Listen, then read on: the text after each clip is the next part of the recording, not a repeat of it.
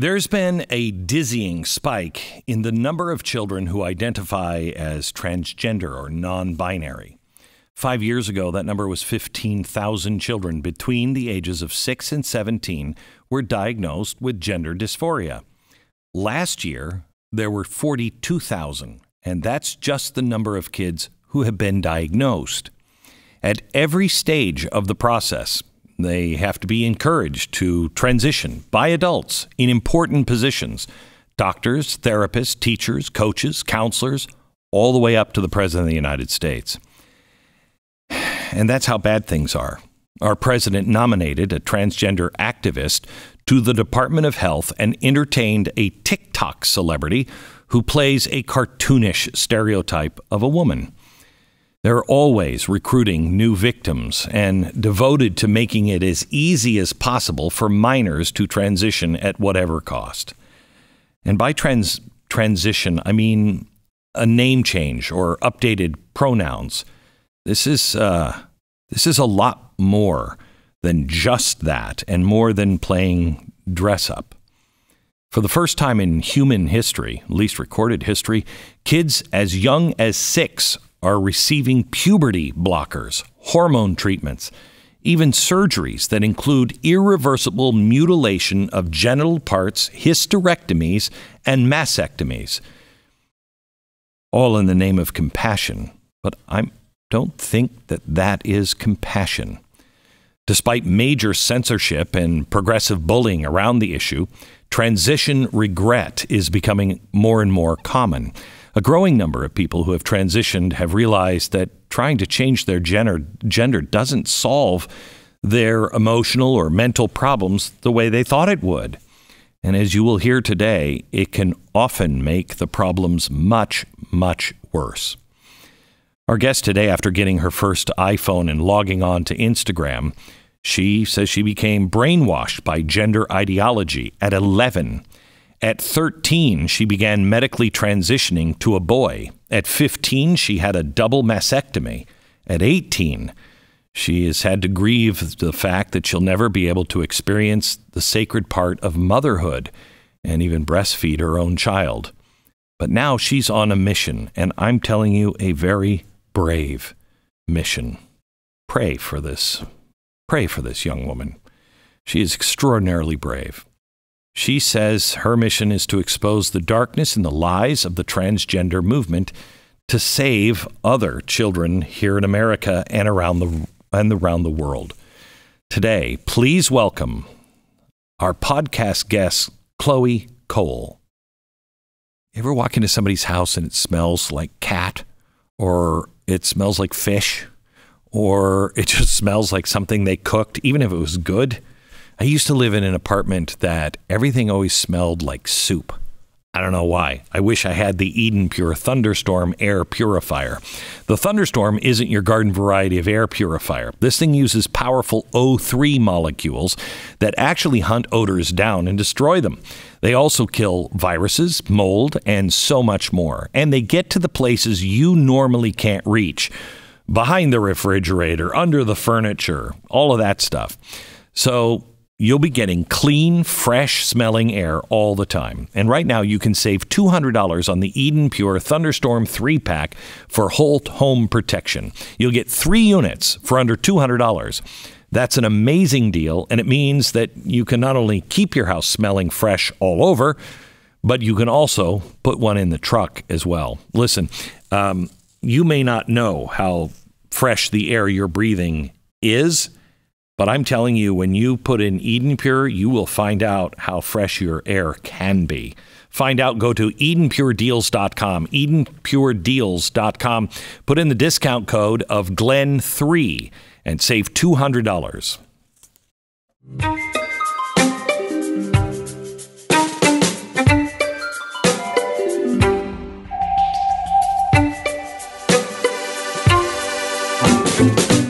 Hi, Chloe. Hi there.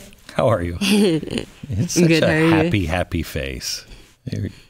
You're a brave woman, and thank you for coming in. Thank you. And I just want to explain, if you're watching, she's got a blanket because it's about 62 in here. That's about what we keep the studio at 62. And so I hope you're comfortable. I sure am. I want to preface this with this is a subject that you just can't have a frank conversation on. And people on both sides are going to be, pissy about whatever anybody says. But we have to have this conversation. And as a dad, I tried to explain to my 16-year-old daughter that compassion without truth and without full knowledge and expression is not compassion. And there's a trend in our country and in our world where I don't care what the subject is, you're either with the right people or you're out of society. And it's extraordinarily dangerous, and you unfortunately have felt it firsthand. Yeah. So talk to me. You're 8 years old and you're a tomboy. Yeah. You have two sisters, two sisters brothers. And two brothers. Okay. Yeah. They're all older than me. Right. And you didn't like dresses or, frilly stuff, right? I mean, I was kind of in between on those things. Like I had influence from both sexes growing up because I had so many siblings. And I mean, when I was younger, I actually loved like wearing dresses and skirts and things like that, and like playing with dolls. And I also like playing like video games with my older brothers and like playing with their Legos and their toy guns. I know a lot of girls that are tomboys. Yeah. And that doesn't make them in the wrong body. It is, everybody's different. Everybody's different. So did you think, 8 years old, I'm in the wrong body? I mean, the idea never really came to me until I started using social media, actually. I got my first phone when I was 11, and, because I wanted to fit in with all my other friends who had phones at the time, I made my first social media account on Instagram and Snapchat and on Instagram.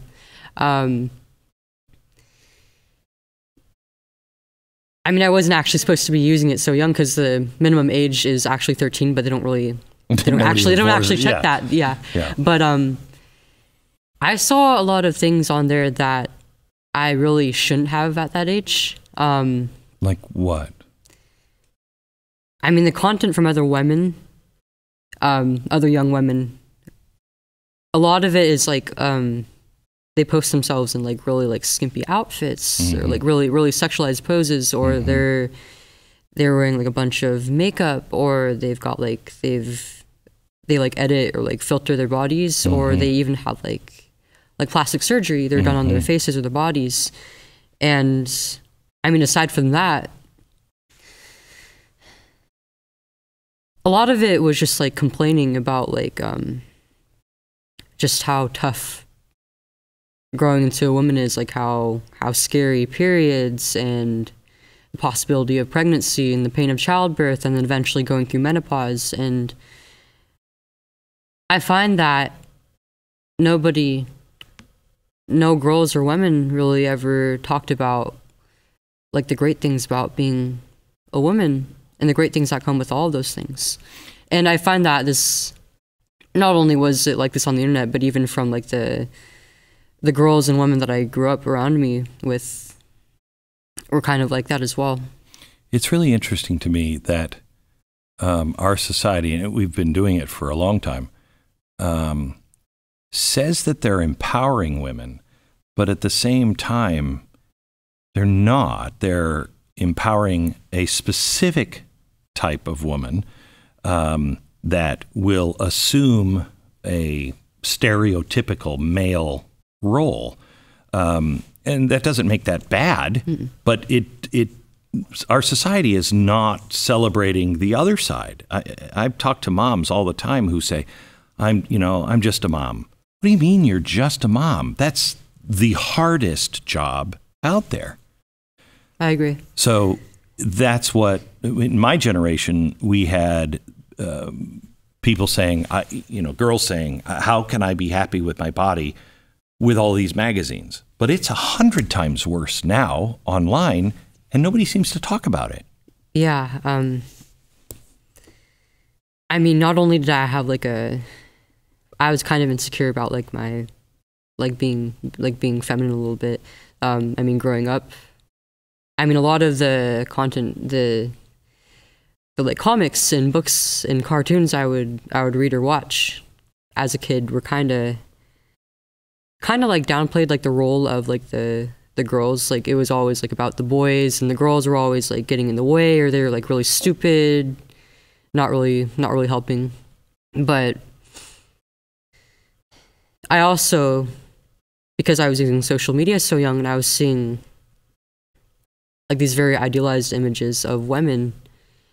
I mean, as I was just a kid, and I was only a few years into puberty, I wasn't very developed, but I also didn't understand that most women aren't really supposed to look like that. But I started developing some body image issues, and down the line, I was actually diagnosed with body dysmorphia well after I transitioned. Okay, so you go from not having any idea, none of these ideas really crossed your mind. Yeah. 11, you get the phone. Then when do you start to say, I'm in the wrong body? How long after 11? So at around that time, I also started to get like a lot of LGBTQ content in my feed, especially like trans, like non-binary, or things like that. Right. And a lot of it was coming from other young women as well, like ages maybe like 12 to early 20s. And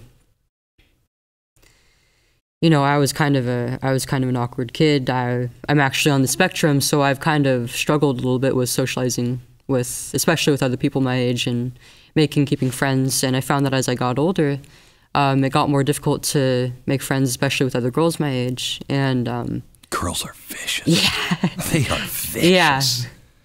Yeah.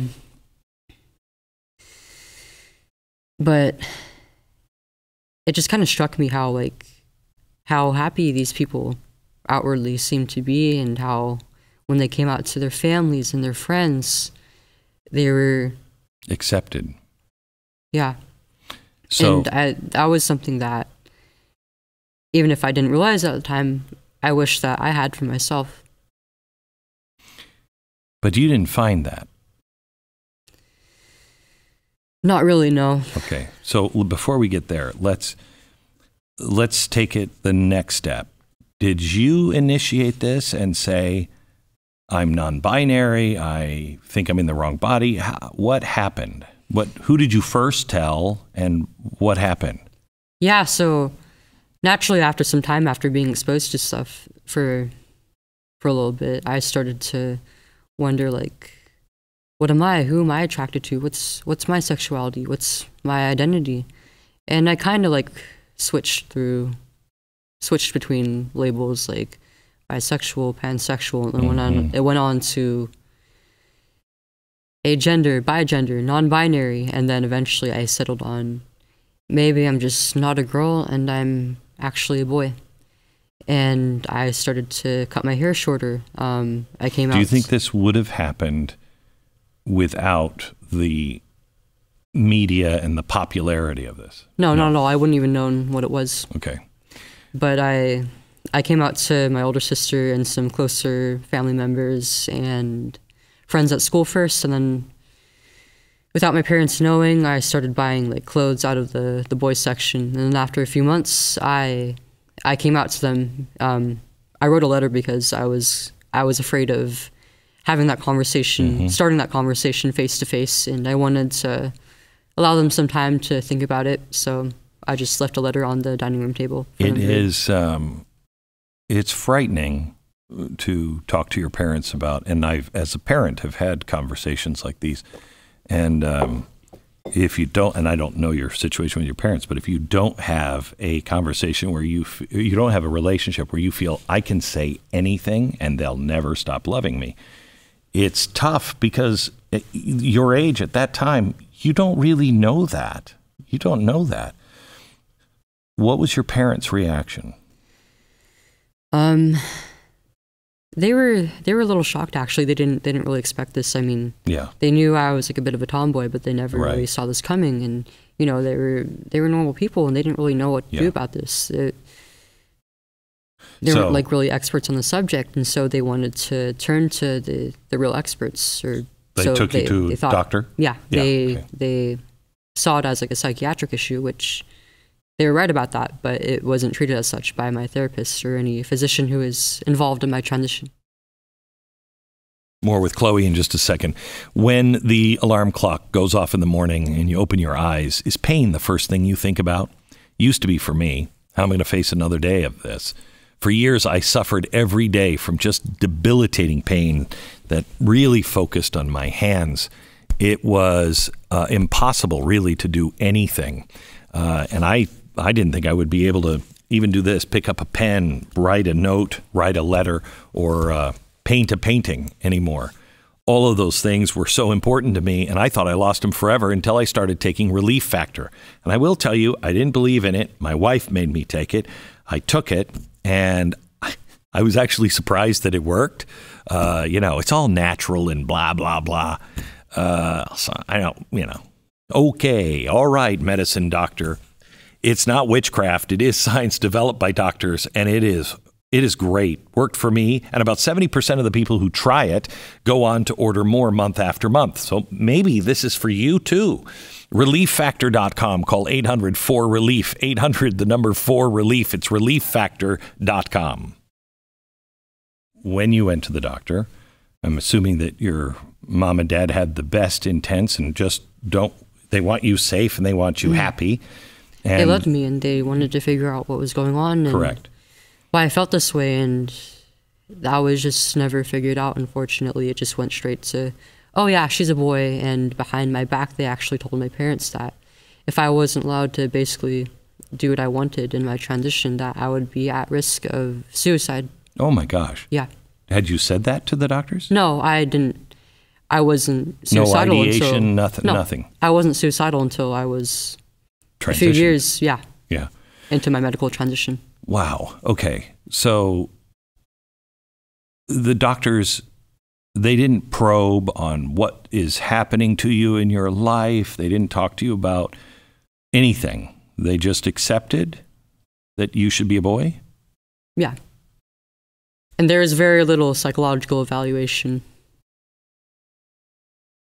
I did have some stuff going on at home and at school, but I mean, it was just never really probed into. It was never really considered as having any relation to my gender dysphoria. I was diagnosed with gender dysphoria, I think, I don't think it was by the first therapist I saw, because he never really did anything, actually.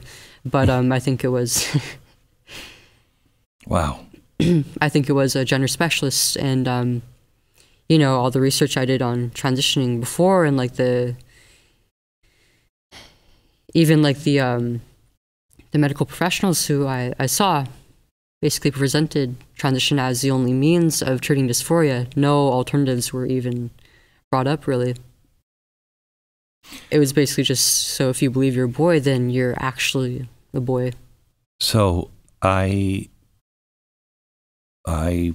understand, and you can go into this or not, it's your choice. But some of the issues, like at school, were you were some boy was quite inappropriate with you, and that made you so uncomfortable, and you didn't want to be a girl. Part of that was you didn't want to be a girl because of that. Is that true? Yeah. This actually happened while I was early in my medical transition, a little down the line before I started. But I mean, a lot of my girlfriends and some of the women I knew growing up had like a history of like being victims of sexual assault or stalking or abuse or rape. And like all these stories I would hear made me really afraid of eventually experiencing that for myself. And from a young age, I had a really bad fear of like being assaulted or raped. Oh my gosh. And so when that happened, you started to bind your breasts, yeah, right? And I was actually, it is a little unusual because at that point I was several months on testosterone and blockers. Usually most trans-identified women will start binding long before they start like the medical process. But I mean, I wore kind of like loose shirts, and I was at the time maybe like a B cup or so, so I didn't think that like my chest was very noticeable. But that incident where the boy who was bullying me groped me, made me very conscious of the appearance of my breasts, and I wanted to hide them from the world forever. Gosh. And no doctor ever talked to you about that? No, I actually never brought this up. But did they give you the opportunity? Did they ask probing questions that would have gotten you there? They probably have, but I never really spoke up about it because shame. Yeah, and I kind of just told myself, you know, I was trying to become a boy, and I just told myself to man up, basically, and I downplayed the incident in my head, and I didn't really realize just how it affected me. But also, I knew that at the time I wouldn't really be able to speak out about it, because if I told my parents, then they would bring it up to the school office, and I know the school would probably just give the kid a slap on the wrist, and he would maybe be suspended for a few days and then come back and maybe do something worse to me. So. Wow. Holy cow. I can't imagine growing up today. I mean, when I first saw Bruce Jenner, I mean, I grew up when he was an Olympian. When I saw him tell his story, and was it before or right after he became Caitlyn, I thought, I feel so horrible that he spent his whole life feeling like that. I don't want anybody to feel like that. And it's a terrible feeling. Yeah. I still struggle with it to this day. Yeah, it's got to be horrible, horrible. And you want to be compassionate. I mean, Bruce Jenner, Caitlyn Jenner, whatever, it doesn't affect me. But I don't know what the compassionate thing is. But I think, and help me out on this, I think until you've become an adult and you've settled, I don't think, if I would have made decisions on anything, if I would have had a tattoo, I probably had a Popeye tattoo on my face today. You know, you just don't make good decisions at that time.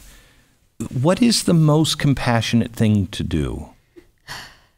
I mean, it really depends. You have to wait until the individual is an adult, and preferably a fully developed adult. But they'll say to you, well, yeah, but there's no puberty blockers. They can't, if they miss that window, then they miss it forever. It's not true. I mean, I know a lot of people who have transitioned well into their adulthood, like Buck Angel and Sarah Higdon and a few others, and they're pretty satisfied with their transitions. There shouldn't be a rush to make kids do things at an age where they're known to make rash decisions. So gender-affirming care is what you received, right? But it wasn't really affirming anything other than Medelusion. Explain that. I mean, I genuinely believe that I was a boy, but that couldn't possibly be true because I was born female, and sex is an immutable trait. But they'll tell you that sex and gender are different. That's where the argument kind of falls apart. But there's a lot of places where it falls apart, actually. But yeah, it doesn't make sense. Okay. They say that gender is like, I mean, they say all sorts of things about it. Like it's like in the brain and it's immutable, but also that it's like this detached entity from the body that somehow determines who you are. Kind of like a soul almost. It doesn't make sense. Okay, so you had this gender-affirming care. You had parents who were lied to and were just, I mean, honestly, I don't know what to do. As a parent, I don't want to do, all I want to know is my child happy and healthy, and how can I help them navigate? This is all new stuff to parents. They have no idea So your parents are lied to on top of it. And so you start taking the blockers and everything. What is that like, to take the blockers and then to take testosterone? What happened? What did that feel like to you? Yeah, so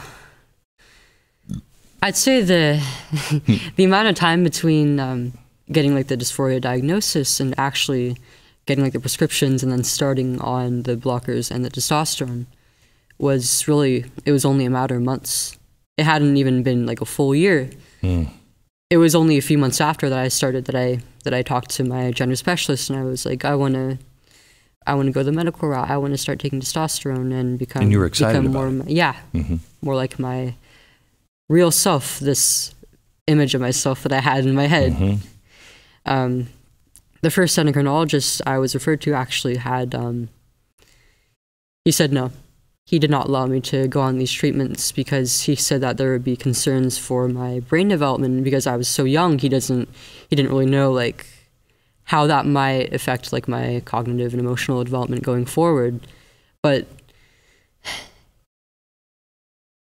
I should have listened. We should have listened. But I mean, we heard this from nobody else. He's a very brave doctor. He's probably been fired or had to resign by now for doing that, honestly. Because you saw the doctor in California, right? Yeah. Guarantee he's either silenced himself or he is no longer working. And it shouldn't be that way, but... Have you reached out to him? I have not. You should. And just say... I've thought about it. Yeah. Especially if he's really struggling to know that somebody... I mean, there's a lot of doctors in the situation who want to speak out, but they just can't. They feel stifled. Oh, I know. And I don't know if that's scarier or the doctors that truly believe this. I'd say it's equally pretty scary. Yeah. But it was very easy to just get referred to another endocrinologist who, after like 2 or 3 appointments, gave me and my mom the consent forms and like the side effect forms to sign off on. And 2 months after that was when I think I was given my first blocker shot. And then what did you feel anything when that came in? Were any changes happening to you, or is that just stopping progress? I mean, it stopped the natural development of the sex hormones in my body. Right. That caused a few side effects, which I was informed of. Okay. But you were fine. No? I'm not sure because while I was on them alone without the testosterone, because I had, after all the sex hormones were like flushed out of my body, I just felt kind of depressed. Right. And so... And nothing. Yeah. It was like I was waking up basically waiting for the first testosterone shot every day. But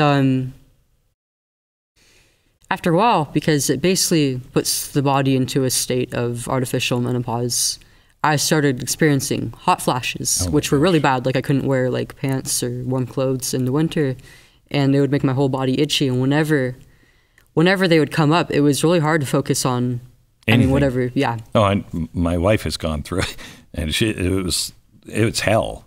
It's hell. No 13-year-old should have to go through that. No. So then you get your first shot of testosterone. Mm-hmm. What did that feel like to you? It was, I mean, for lack of better words, it was euphoric. I mean, I finally had I had my energy back, and, I started, it was like this big milestone for me.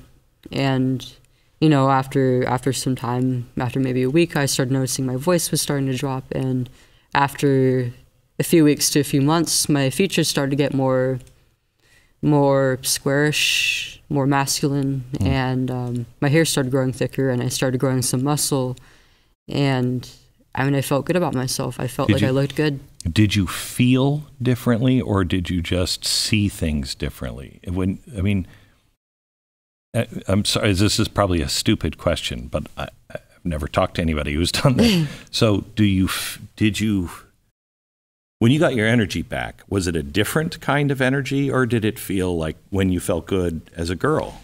I mean, it's kind of hard to gauge how much of it was just like actual and thinking? Yeah. Okay. I would say it's probably a little bit of both. I mean, testosterone has, maybe it's kind of an exaggeration to say it like this, but sort of like a stimulant effect. I mean, it gives you more energy, more drive to do things. You become a little more competitive. We are dealing with so many massive issues, and we're not. I mean, I'm so honored that Chloe would sit with us and talk about this today, but this is not a normal conversation to have, even though it's such a huge part of what's happening in America. Same thing with abortion.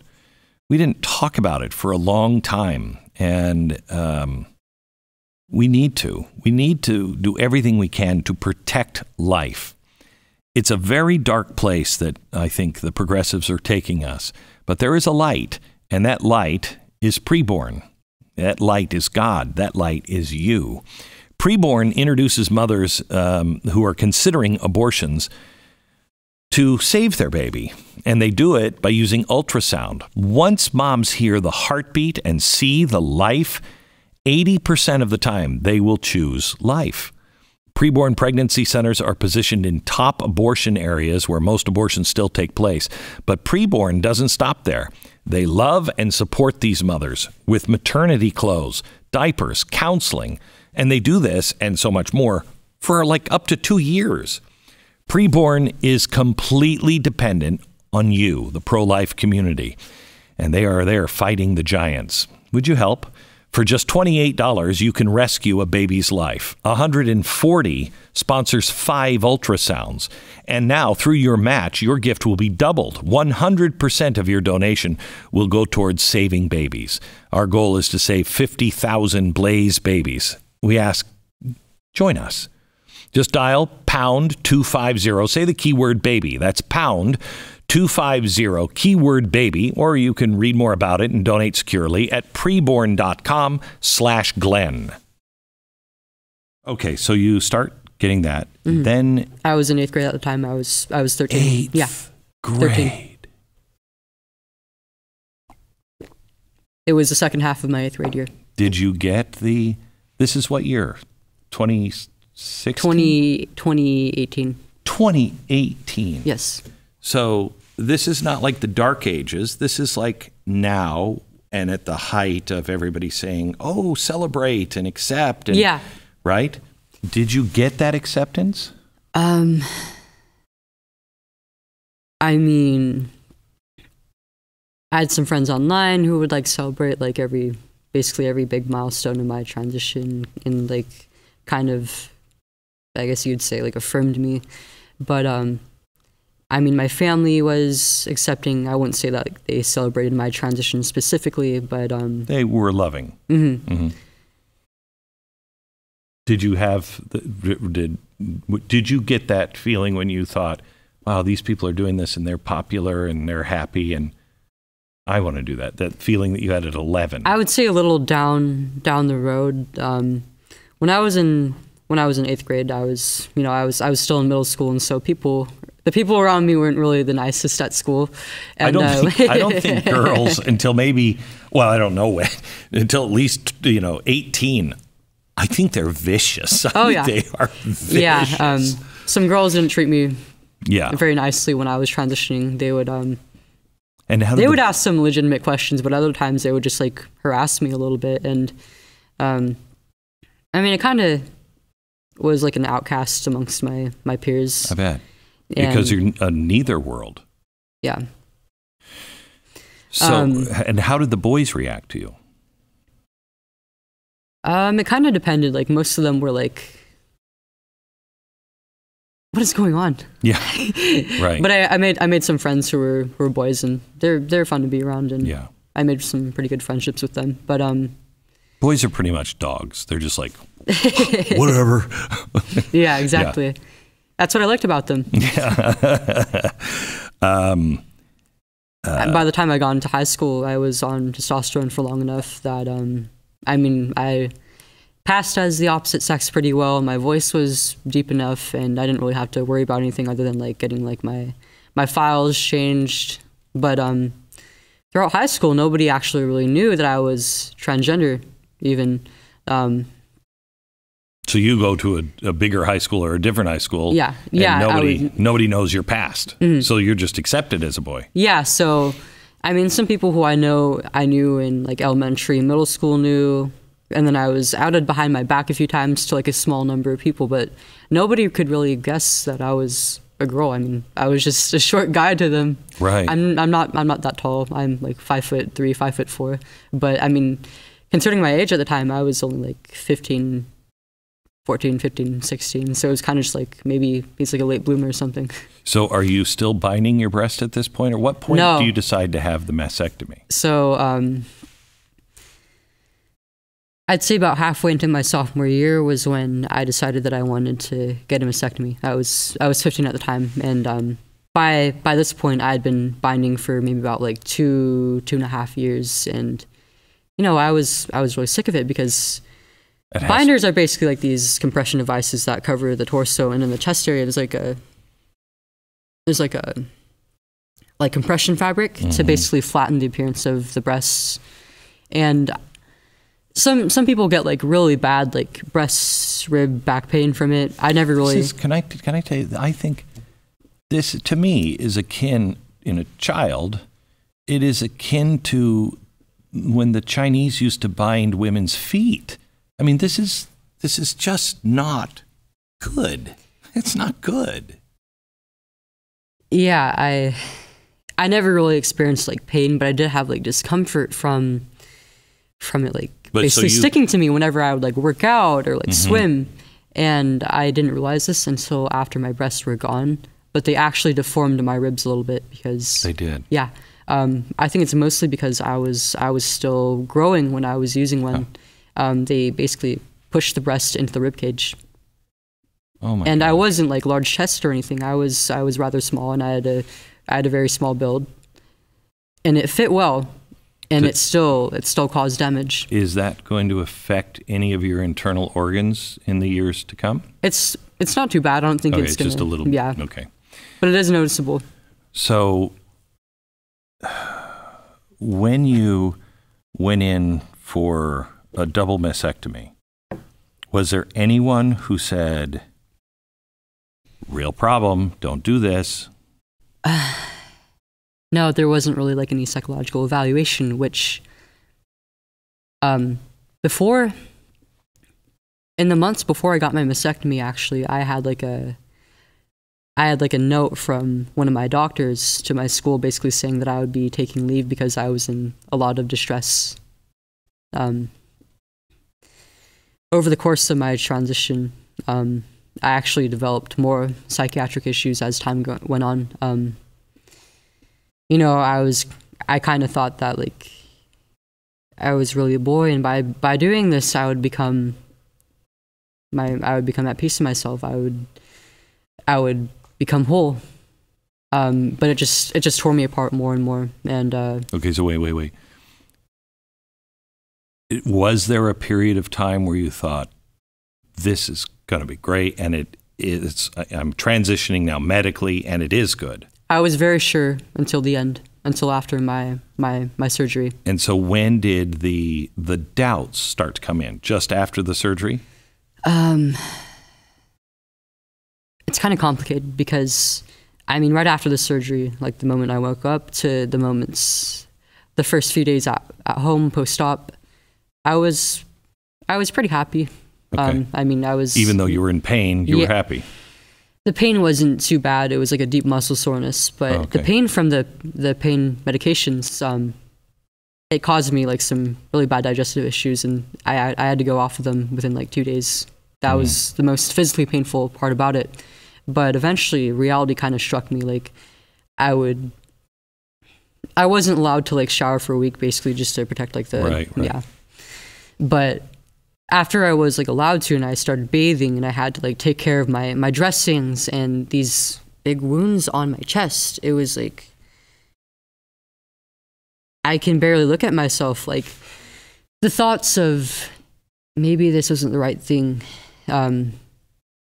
didn't start until like a while after, though, because I did start feeling some grief, but I couldn't really identify what the feeling was, because it was like I was so invested in this. I was maybe like 3 or 4 years into transitioning at this point, and like everybody around me knew me as Leo, and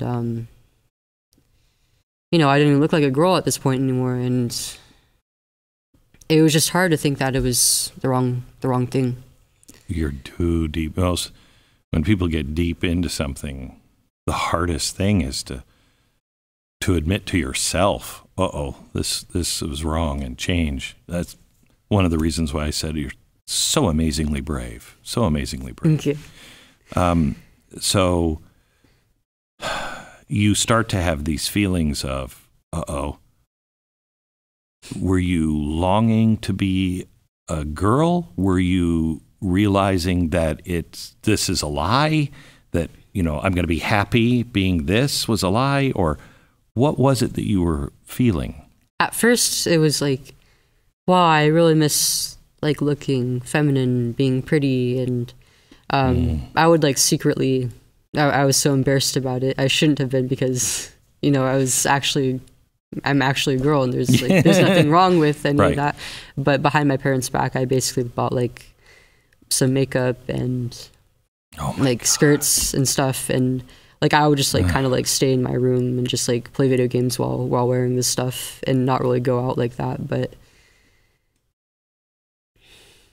I started to withdraw a little bit from like the people around me and my surroundings. I would just kind of just stay in my room, like play video games all day, and just draw and just be in my own world, because I didn't want to live in reality. I didn't want to live in a reality where I looked like a boy, and I felt stuck like that.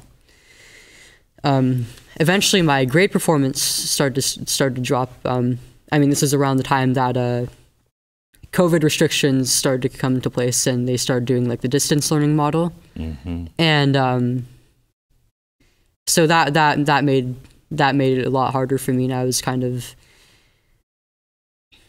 just stuck in this headspace, because I couldn't really go out and like see my peers or anything. So I was just stuck on everybody. I was stuck in my room, stuck in the internet all day, and eventually I stopped paying attention to my classes, and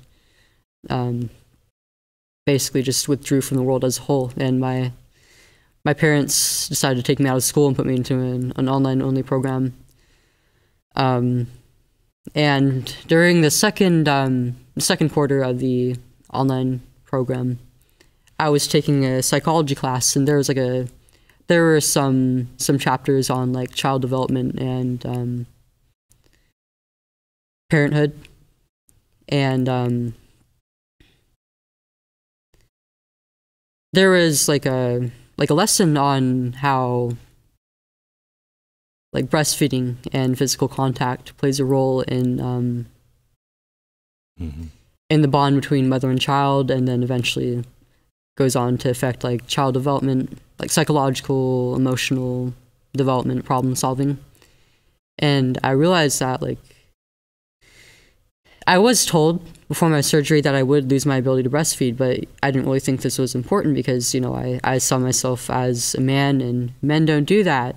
And I could just use formula. Years old. Yeah, exactly. I didn't know what parenthood would look like for me, because I wasn't thinking about that. I was thinking about like getting my schoolwork done and fitting in. But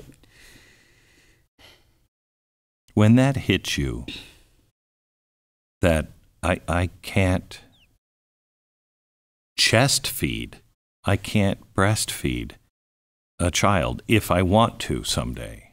And I realized, like, not only did I lose the ability to naturally feed my kid, but I also could, it's so much more than just feeding them. Like, it plays a role in it's an important part of the bond between a mother and her children.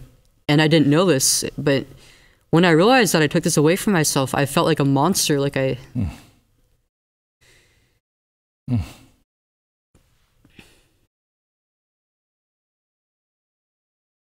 that was probably my worst.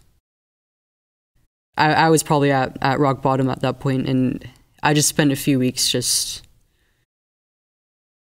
at my absolute lowest. And it wasn't until like maybe like 2 weeks later after I finished that lesson that I was like, this is all wrong, and I regret every single step of this. This shouldn't have happened, and it's just made everything worse, and I feel like I'll never be able to go back. And that is true in some ways. I'll never be able to feed my children. I don't know if I'll be able to safely carry a child to term because I was so young when I started medicalization. But that night when I made the realization, it was kind of like coming out all over again. But even scarier this time, because like me and my parents and my family were so invested in this, and it was all for nothing. And I just felt like such a burden. Torn you apart. Yeah, and I couldn't even bring myself to talk to my mom face to face about it. So I texted her, and I texted a friend about it, and I called him, but it took a while for me to be able to have that conversation face to face. And you know, sometimes my mom would like check up on me, like asking me if I was okay, coming to my room to like bring me food and stuff. But it took a while to really, I guess, get the ball rolling and figure out where to go from there.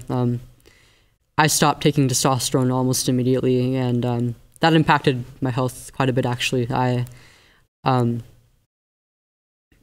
Because of the deficit of sex hormones in my body, I was having really bad like mood swings, and I was very prone to like emotional outbursts, and I was not at my most stable. I wasn't very nice, and I did lose a few friends, all of them actually, every friend that I had at school, and I lost quite a few. You know all of this is okay, right? You know that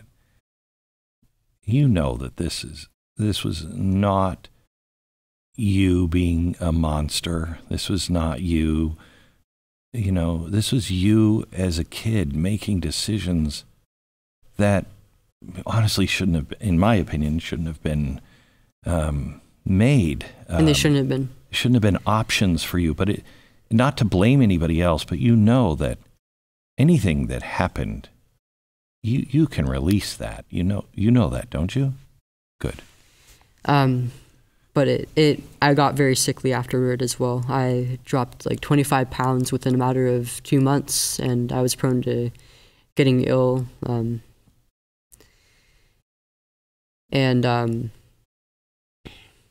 Testosterone had some side effects for me. Maybe after like a year to a year and a half, I started developing like some urinary tract issues, and by going off testosterone, it actually worsened for a little bit. And did you start taking hormones? No, I just stopped taking testosterone. Stopped taking testosterone. Basically, had to wait it out, and I did get my period about 2 months after the fact, which I think I'm very lucky for, because sometimes it never comes back, right? Yeah. They came very soon, and they've been very regular since, which is a miracle, I think, because when I started, I was so young that they hadn't even regulated yet. I only had about like 3 to 4 per year. So I guess there must have been at least some development having gone on in my body somehow, luckily. There was a story this week that came from the Netherlands. The Dutch are buying farmers out or just pulling their property away because the farmers aren't going to be able to grow anything or have ranches anymore because of the nitrogen that is now being outlawed, because of the World Economic Forum and global warming. This is coming to America. This is a very big deal that people just don't understand what's coming. Good Ranchers is there. I started looking for a company that would support ranches like mine. I mean, I don't need it. Luckily, I don't depend on ranching as my business. However, there are people in my community, ranchers, who are barely holding on because they just can't afford to stay open. And if the government keeps twisting the knife, they're out. And that means we won't have either farms, they'll all be big industrial farms, or you'll have a rancher that just can't keep up with the price, and so they're not making meat anymore. Here's what I want you to do. I want you to go to Good Ranchers and look at what they have. They have seafood, they have chicken, they have beef, and they keep the prices low, and 100% of that meat comes from a good rancher here in America. So go to goodranchers.com. Use the promo code Glenn at checkout. You're going to save $35 off your delicious gift of meat, either to somebody you love or to you. Delicious. And it's a gift. Your gift will go further at Good Ranchers because they don't have the premium price on the premium meats. Give the best. goodranchers.com. Promo code Glenn. How's your friend network now? I mean, it's not exactly where I want it to be. Some of my old friends really strongly disagree with what I'm doing now, and they haven't really been. Are they transitioned? Yeah, I have a friend who is biologically female, right? Like me, but Okay. Transitioning to like a male identity, and so is it because you've betrayed, or what is the problem? Yeah, I had a few friends before who were transgender, both online and excuse me, That's all right. in person, but a lot of them, they cut ties with me, or they started like harassing me because I mean, I think there's a lot of factors like jealousy and fear of being wrong themselves. A lot of them say things like, "You don't deserve parents who loved you enough to let you transition," or "You were 13, you weren't a baby, you knew exactly what you were doing to yourself." My gosh. Are these people your age or older? Around my age, if not like a few years older. I find that a lot of them are very, very stunted in a few ways, and so they don't really understand just the weight of the situation, unfortunately. And they're going, almost all of them are going through their own thing right now. Like no mentally healthy person would be saying these things. They're afraid, and they're struggling themselves. And seeing me going down, having gone down this route, further down this route than they have, being jealous of that, but also seeing that I was, after so much time and effort, I was still wrong. I think that's terrifying for them. Mm-hmm. So there's a lot of mixed emotions, and they can't really handle it, and they just. But if it truly is about accepting people for who they are, who I was when I was 20 is not who I am today, and we grow, we change, we're different, we learn. Absolutely, and nobody really talks about this, but the way you feel about transition will change over the course of 1 year, 2 years, 5 years, a decade, several decades. And there's kind of a honeymoon phase with each part of the process. Mm-hmm. And I didn't really know about this until I went through all of it. And I'm just trying to warn them now. They're all adults, and their parents can't really do anything about them transitioning, but I'm worried for them, and I don't want them to end up the same way that I am now, or if not worse. What do you wish would have happened if you had to replay it and you'd be like, this is what should have happened? What should that have been? I shouldn't have been allowed to medically transition at all.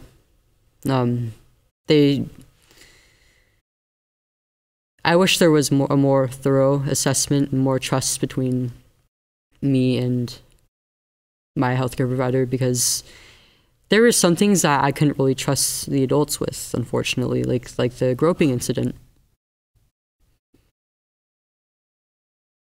How do you mean you couldn't trust an adult with that? I just felt like speaking about it would just make the situation worse. And maybe that was kind of on me, but I don't know. Growing up, I just kind of had like a sort of like a mistrust of the adults and even some of the people around me. So what is the compassionate thing to do? 13-year-old, let's start with the doctor. What is the compassionate thing to do? Probe more and yes, do, okay? And bar them from any treatments. Okay.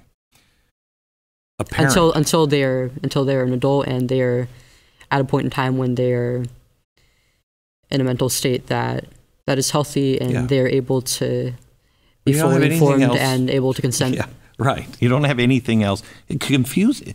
When you first go through puberty, it is confusing already. What's the most compassionate thing a parent can do? Because your folks sound compassionate. What should I, if you were my daughter, what should I do to show support and compassion? I mean, really the best thing to do is to show them love without affirming the delusion. Tell them that they're not a boy and they never will be, but you accept them as they are and there's nothing that they need to change about themselves. Right. But if you want to wear boy clothing, it's no problem. Right? But calling, you would have, when you were 15, if you were a friend of my daughter and you came over to my house, and they would have introduced you as Leo, I would have called you Leo. You know? I mean, you wouldn't even have known. But if I did, I still would go, "Hey, Leo." But I would tell my daughter, Leo is not a boy. But unless I knew you, Will, I wouldn't say that to you. But I would tell my daughter, she's a she. Okay? Is that wrong to do that? And not say, I don't think so, I don't judge Leo. I'm happy for Leo if Leo is happy. But here's the truth. Mm-hmm. That's not compassionate in today's society. That's wrong. But it's only the truth, and okay, there's nothing wrong with telling the truth. What do you say to people who say, no, pronouns, whatever you pick, I have to say that because it's the only right thing to do? Because I just want you to be happy. Yeah, it's complicated. I mean, that's really tough. I refer to people by the name and the pronouns they want me to, but unless they go out of their way to disrespect me. Right. And like, for instance, I've never had a problem with Caitlyn Jenner. Never. Don't have a problem. But that's an adult.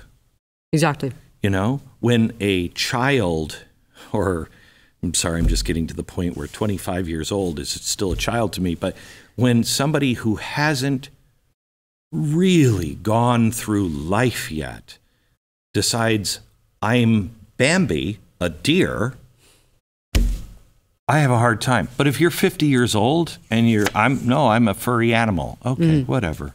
That makes you happy, fine. It's interesting that we're allowing kids and young adults to make these decisions that affect their overall health and their fertility when, I mean, why do you a lot of people don't even know that they want to have kids until they're well into their 30s or 40s. I would have, if 15 years old, if a vasectomy was a thing, so I never had kids, count me in. Yeah, I remember the endocrinologist, the one who affirmed me, asked me, like, do you know that this treatment may affect your fertility? I was like, oh, I don't want to have kids, because I was 13. Yeah, right. I don't know a kid that wants a kid.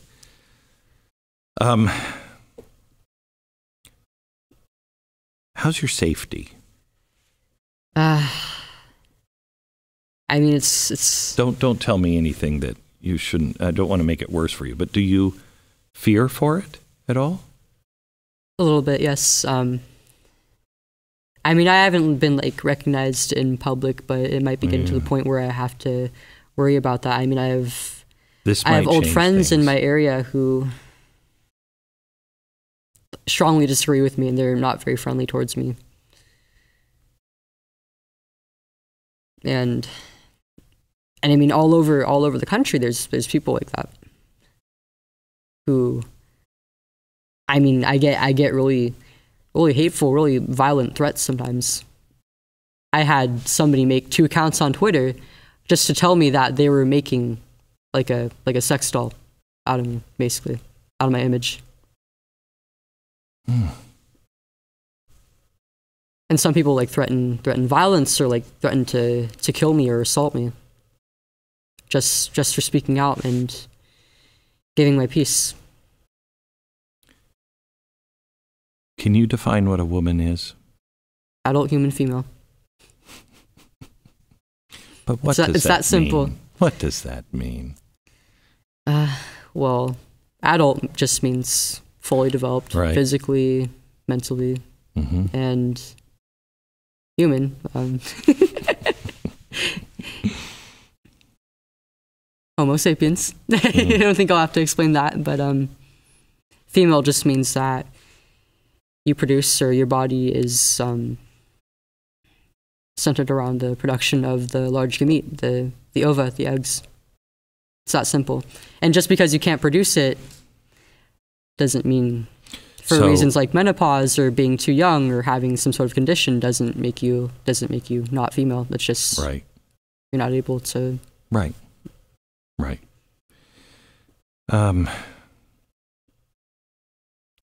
If you could go back and talk to your 11-year-old self and really have her listen, try to put yourself where you were, where you thought you knew, what would you say to her?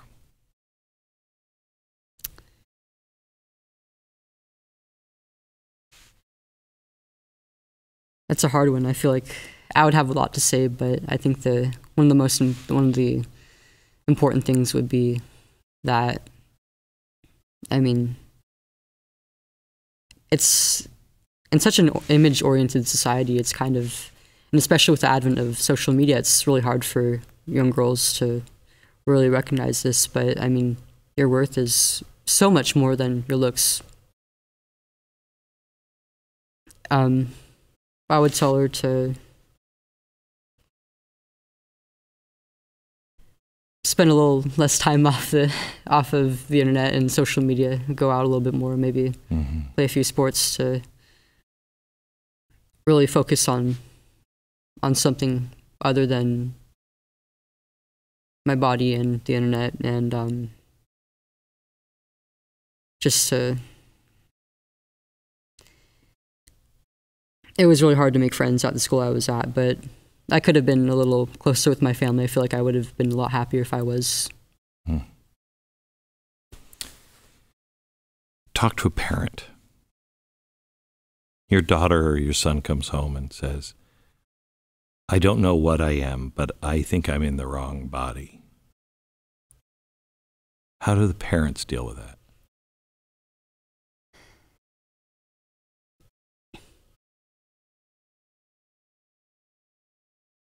I mean, I think the conversation should start with trying to get to understand each other and letting your child know that you love them, but that there's absolutely nothing wrong with them, that there's no such thing as being born in the wrong body, and that they're fine just as they are.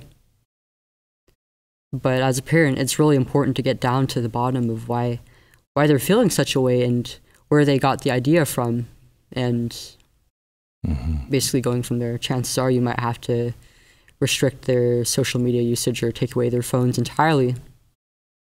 Boy, I tell you, in some states, hard. California, you could be a gender denier and you could have your child taken from you. Yeah. I actually know a few parents who lost all custody of their children because they won't affirm their kids. Are they heroes or monsters? They're absolutely heroes. Because they fight for their kids.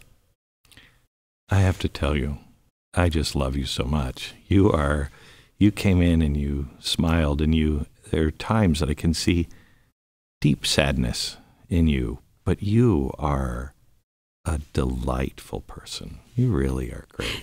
Thank you. Yeah, thank you. Thank you. Thanks for coming in. Thank you for having me here. God bless.